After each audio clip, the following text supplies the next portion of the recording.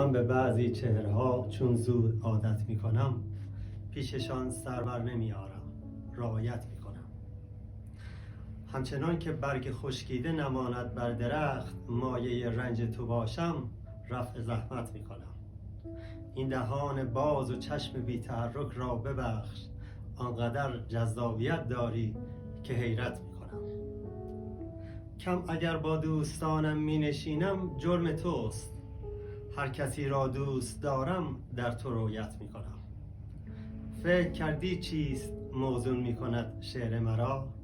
در قدم برداشتن های تو دقت می کنم. یک سلامم را اگر پاسخ بگویی می روم، لذتش را با تمام شهر قسمت می کنم. ترک افیونی شبیه تو اگر چه مشکل است، روی دوش دیگران یک روز ترکت می کنم.